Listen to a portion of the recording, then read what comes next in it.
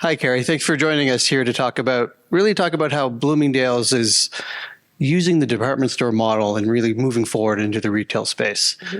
Maybe first, do you want to give us an introduction on yourself? Sure. Hi, I'm Keri. I lead strategy at Bloomingdales. I've been there almost all of my career, taking different roles in customer insights. Internal communications was an interesting stint. I was in business school and did some innovation consulting, which was an interesting perspective to bring back. And then I had some time leading loyalty, credit, and international marketing. And then I've been leading strategy for over 3 years. Wow. Thank you. As we talk about the evolution of retail and we're here, it's kind of good to know, how do we get here where in the past? And you look about it, the past 5 years has been a bit of disruption, especially in the department store model. But how has your strategies pivoted and changed along the way to kind of keep on top of the changes that we're seeing? Yeah, it's been an interesting period, the last 5, even 10 years, where I guess not 5, but 10 years ago, the idea of the store was being challenged completely. And I would say that with moments like that, we're over 150 years old, right? So we're not just going to go out and close all of our stores the next day. So I think some of it is about staying the course, building relationships, consistency, and leaning into the changes that are coming with the customer, while also being agile and opportunistic where we can. So figuring out what is the best use case for the stores in a period where digital is really being fueled. And then right now it's kind of bending back. And I think the industry as a whole is recognizing the importance of the stores. Yeah. And then making sure that we're amplifying that strength that we've been kind of fueling and investing in, but while not taking our eye off of digital. So I think it's maintaining our strengths, but not kind of overcompensating one way or the other, given the changes that are kind of coming and going on an annual basis. Yeah, it's really interesting you talk about that. It's going to sound like a bit of an odd question coming from somebody who's a digital agency who said 30 years ago everything could be digital, would be digital, everything that can be digital will be. Really what we see is some people, though, are over-indexing in digital for the sake of, I need to go, somebody told me I need to go digital. And they're forgetting about the in-store piece. They're forgetting about connecting the physical and the digital together. And also, I think, the partners that come along the way. When you look at that, how do you prioritize your strategies against making sure that you're not just doing digital for the sake of it's a buzzword to do? Sure. I'll say first that we absolutely have a powerful digital roadmap, and we always pursue that. But one of the talks earlier today in Shop Talk was from Merkle that I really enjoyed, where they said a stat that 60% of consumers are using digital before they go in store. And that's actually a number that's very consistent that we see with our customers as well. Now I feel like I can say it more vocally because I've heard it said publicly. So they're not even separate. That's what's so crazy. Like, it's crazy to think that we used to feel like, oh, you're investing in digital or you're investing in the stores. Investing in digital is investing in the stores, but of course you need to be, thoughtful about how you do it, because there are certain things about digital that are purely for the online journey while it's happening. And then there are other things that are drivers or enablers of the store. The other stat that blew my mind was that over 85% of people under 45 are always using their phone while shopping in store. I thought, sometimes, always, and I'm one of them too. And so we're absolutely focused on making sure the physical elements of the store have that time, because digital is never going to help making sure the tiles are in place. There's certain things about operational excellence in the store that need your time and attention and the team, but there are other elements of digital that need to be considered part of the in-store shopping experience, because that's how the customer is shopping. Yeah, it's just now shopping. It's really kind of think about it. It is just a unified experience. And it's interesting because customers' expectations are changing. We see that happening, and it's, I would almost say customers the loyalty's out the window now, because they can turn on at a dime, and once they shift, you can lose them. So really, what are you driving from a customer experience lens too in these strategies? Yeah, so I think that if we try to just differentiate on product, we'll never win. We have all the same brands that, for the most part, that other retailers have. And we like to think that we curate in a way that is different. And I won't say that we don't, but even so, it needs to be a level on top of that. And so we've been very focused on what are the elements of the customer experience positive and challenging that drive that choice. And so on the positive side, this is so simple, but are we offering a place that you want to spend your time? And so if we just have racks and racks of clothes lined up, you can get what you need, but you may as well be shopping online. Yeah. Whereas if we're creating an atmosphere or an energy where around every corner you're not sure what you're going to see, is it about the visual display, or is it that we're having, like we're doing a big partnership with Alice and Olivia, and we have drinks and candy and DJ and food and all these things inspired by their new capsule drop that's all about flowers. And there's we work from the store once a week, and every time I walk out, there's like a big like, I don't know, it's bigger than like shop of flowers in our store. So things like that you can't get that online, right. and you can't even get that at another retailer. So what are those things that make them choose? And then the flip side, I would say, is what are the things that make them really opt out? And so that's where they were talking before about the customer journey and really identifying not just what the pain points are, but the most dramatic or egregious pain points, because those are the places that we have to focus. And then when you fix them, you actually can have an even stickier relationship with the customer. Yeah. I think when we, from our point, we look at it as the journey, what are the emotions that the customer is going through at that point? Because it's a negative emotion to a neutral emotion. How do you get them pivoting through? And that when you look at the egregious pain points, that's something that's really going to cause them pain, that they're not going to make a connection to it. And along that path, how do you measure success on some of those, when you talk about those engaging pieces where whether it's the flowers? Turn up the bass, of course. Okay, so You all hear that, right? Yeah, that's not in my... Nothing changed. I don't know. I was like, maybe I have gone insane. It's just in my head.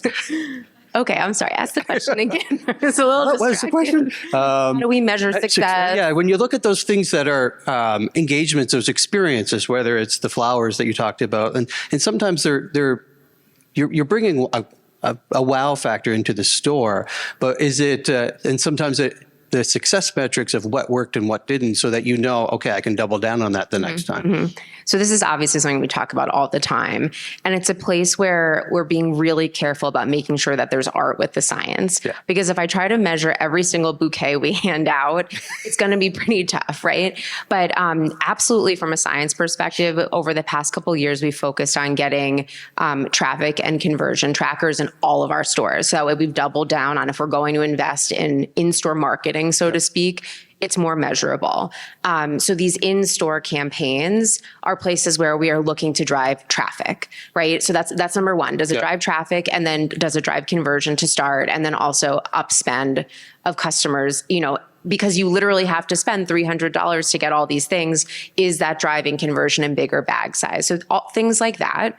But on the art side, does it feel energizing and exciting to be in our stores? And that's something that the results are on a longer arc, let's say, that through NPS, through customer conversations, or we hear, or even speaking to the market, our vendors.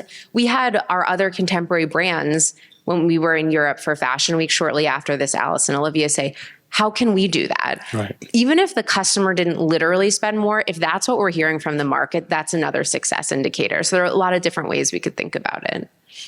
And I think it's interesting on the department store model, your partners that you work with, the brands that you're selling on behalf, what is Bloomingdale's doing now? Because it is a bit of a challenging industry at times. How is Bloomingdale's partnering with them and bringing them along for the so it's so funny with being a department store is we say we're a branded house, but we're a house of brands, right? And so we need to have a Bloomingdale's point of view, but something we've really prided ourselves on that I think actually stands out even a little bit in our competitive set is we really highlight the brands themselves. We let them tell their stories. We let them use their iconography, their branding, their story to make immersive spaces for the customer. And that also connects to the business model that we use. We're very flexible on business model. And we say, this is right for the customer. It's right for us. It's right for you. Like we just launched Jenny Kane or Reformation and gave them a space and said, build this out. Like Jenny Kane is a wonderful lifestyle brand. They should be telling their brand story, not us. So that's something that's very important to us in that partnership is making sure we let them shine. But then also we're trying to make more of an effort to come to them and say, we want to do something amazing whatever month it is, like Alice and Olivia, or we have an amazing activation coming up with Mother Denim, for example, where they're going to build don't tell anyone, they're going to build a boardwalk through the entire 59th Street flagship. These are brands that usually you think about this kind of thing for top luxury or up and coming, like brand new. But there are huge, important partners. And if we're saying we want to give you this space and come up with something awesome, that's been a really fun and impactful avenue of partnership with these brands, because they can't necessarily do that on their own, or they don't have the eyeballs and the footsteps that they would want to showcase something like that. So those are some examples of how we're partnering. That's great. On the eyeballs, I mean, you think about that, and Bloomingdale's is an iconic brand. How are you looking at it from shifting the audience that's coming up? Now, obviously not alpha, but unless you're really marketing in the future. But well, there was a session. I don't know if anyone was. There's a session today that was all about Gen Alpha and how they're making all the purchasing decisions. So I think we do need to be focused. But sorry, go ahead, finish the question. And I have 3 alphas in my household. Yes, they are named alpha appropriately. But when you think about it from a Gen Z into millennial, how are you targeting, and is your messaging different when you look at those customers and understanding a customer type and thinking about what's the content I'm using to bring them into a Bloomingdale's? Mm-hmm. Yeah, it's an interesting one. And I think it depends on the channel too. Like if we're on TikTok, we're obviously speaking differently than if we're on retargeting on Google or something, right? But something that's important about the department store space is, in a lot of ways, it's a rite of passage. And so we find more about life stage than generation, because of course the generations are distinct, but when you get married or when you buy a home, you're just going to need certain things. Yeah. So we can't just rest on our laurels, but we also don't want to panic, right? And say, oh my God, Gen Z is the smallest percentage of our customer base. Of course they are. That's the way it works. Yep. I think also when you're at a certain price point, that's what's natural. That being said, for areas like beauty or private label contemporary, that's absolutely who we need to be speaking to. But we can't swing the pendulum too far, because the average age of our most successful private label brand is higher than you think, because we have a customer that's young at heart and they want fashion and trend at a good price. So we try to do both and lean into things that are transversal, that would be just as exciting for the daughter as for the mom. Interesting. And are you thinking about it? You're really talking about just really fully understanding your customer and unlocking that into your strategy where you're looking at it. And it's not segment based. It's what's the moment in time for them, and being much more prescriptive to that context. That's really good. Yeah. Where we talk about connecting the brand purpose to performance, that's really what you're looking at doing there. Mm-hmm. As the last panel said, I mean, we wouldn't be a panel here if we didn't mention the phrase AI. But I actually want to question a little differently. It's AI and emerging technologies. Mm-hmm. So it's really, what is your approach to emerging channels? So you mentioned you're on TikTok, and it's probably one that some people wouldn't thought Bloomingdale's would be on. But what is your approach and prioritization to whether it is AI or emerging tech or emerging channels as you go forward? Yeah, so I think this is the perfect kind of venue to talk about this, because we take these kinds of conferences and opportunities really seriously. And we have a good amount of people here from our team, because it's about building bigger relationships with who we work with and what else we can tap into and how we can make more of the partnership, but also seeing what's out there, just like everyone else, right? And I think with AI or different emerging technologies, we have them ingrained in certain ways. But it's about figuring out what could we do that also wouldn't be going too extreme or putting too many eggs in one basket. And so we're always testing and learning. What's really wonderful about being part of Macy's Inc. is that we have also a big power player with us who we can learn from them, or sometimes they'll ask us to test something and try it out for the organization. So that's a really wonderful source of ideas and funding and support. And so I think that we want to be very careful, because our it has to be thoughtful about how whatever the technology is presented to the customer. Sometimes it's not customer facing at all, and that might even be the best kind when it's something that's optimizing the assortment or the experience on the back end, and the customer just feels it, whether it's relevant or compelling or whatever that is.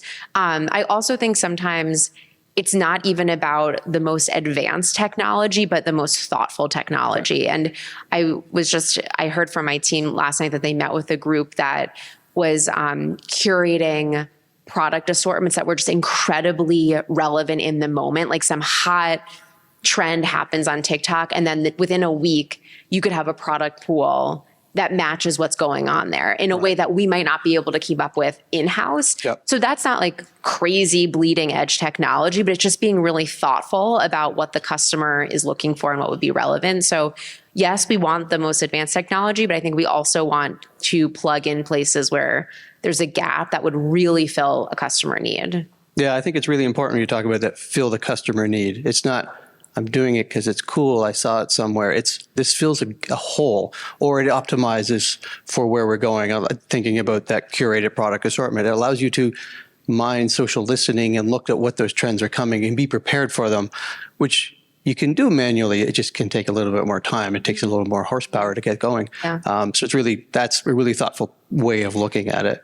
And it's really, when you think about it from we hear a lot of people talk about, well, they don't use it in the full marketing images because then sometimes it's not authentic, but they'll use it for audience targeting in behind the scenes so the consumer doesn't see it, but you're using AI or machine learning, however you want to phrase it, in a lot more ways. So, although I was just reading this morning about how H&M is making these digital twins of models, and it makes total sense, right? Why? Yeah. But it's crazy. It's very, to your point about there are certain things that can be completely behind the scenes and the customer just reaps the benefits. Whereas this, they're like, it's part of their ad campaign. Yeah. It's just very interesting to watch. they're very forward with it. Yes, that they're very doing it. forward. Yeah. I think I listened to Soul Cycle this morning, and the CEO said, "Yeah, we used AI to create AI versions of our Yes. of our cyclists." Mm-hmm. And she went, "It made them too perfect. They're already somewhat perfect in their shape as well, but it just wasn't authentic because it was an AI version." Yeah. So they said we moved back from that and went more just human touch. Mm-hmm. What do you think is going to be the significant? So you're here and we're talking about evolution of retail. We talked about where the last 5 years, but what do you think is going to come in the next?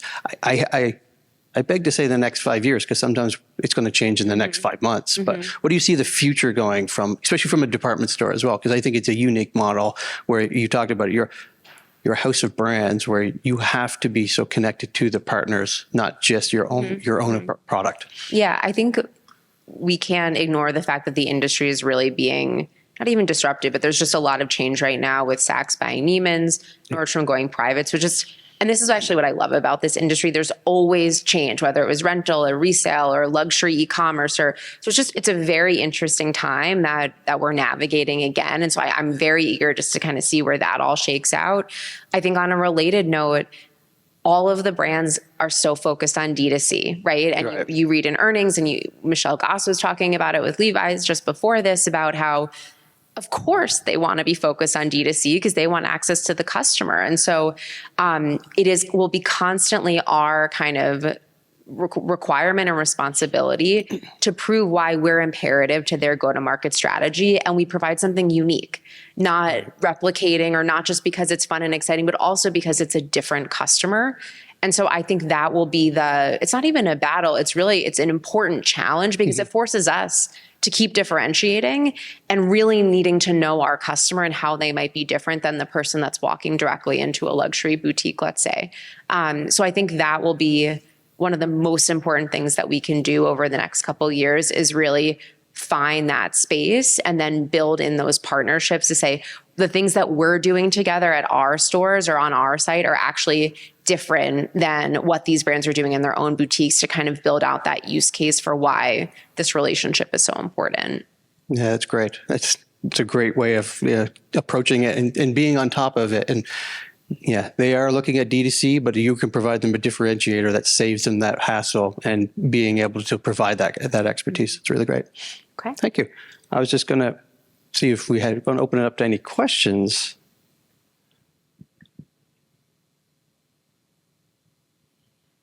Oh. So you made it super clear that you understand your customers really well, and that's obviously so important to succeed in the space the way that Bloomingdale's is done. What are some of your tools? Like, what does that toolkit look like to help you build that understand those customers? Yeah, so I think there are, all the standard things like NPS or surveys or segmentation or all these different things. It's kind of almost analog is we've been really focused lately on the floor conversations with customers, because it's really nothing beats having that real time information about you're leaving without a bag. Why is that? Right. So of course we have like all of the scalable kind of technology and data science view of the customer, but we're trying to now layer back in some of the more qualitative insights and context. So things like that. And then also on the top end, we talk a lot about what does it mean to be customer centric, right? Because everyone says that they are. And we've realized more and more that we had a lot on a macro sense, but do we literally know people name by name? And so we've been focused on the top of our file and thinking about, do we really know what this specific person wants and what it would take from us to satisfy more of their needs, to get more share of wallet, because the customers at the top make up a disproportionate part of the business. So that's what we've been trying to layer back on as kind of the art side to understanding the data on top of the science that we have. Like if we could really make them happy, it's going to trickle down. Yes, well, that's true as well. And also thinking about lookalikes, right? So this person, we happen to have a lot of their wallet, but there are so many people on our site and in our stores that actually have just as much potential, but we don't know them yet personally. And so trying to bring some of that propensity thinking as well.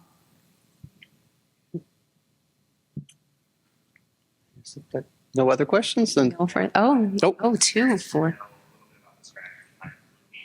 Yeah. Yeah, sure. So we have 4 Bloomies open now. Our last one was in Shrewsbury, New Jersey, bless you, in November.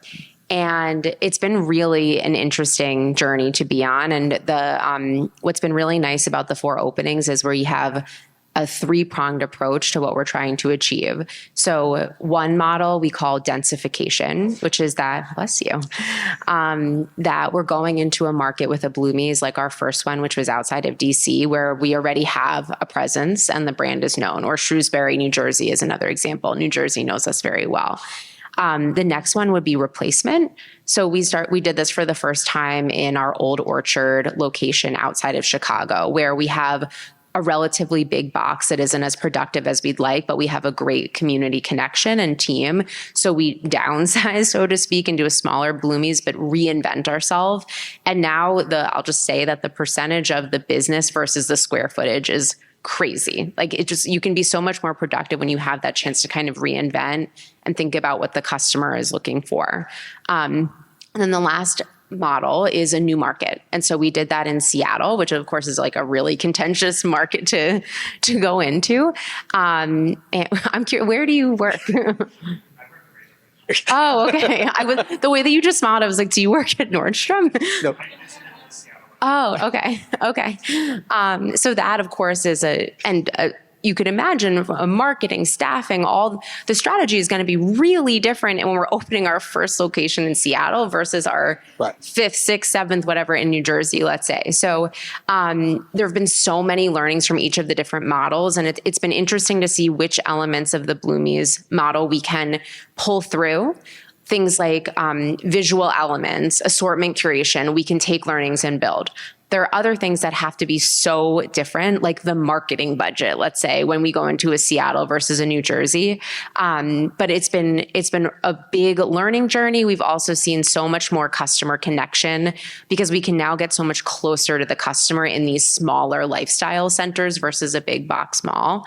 And it's fun because I feel like the first 5 then brings you into the next phase where you can move a little bit faster and learn and more refinement versus building. So we're kind of on that tipping point.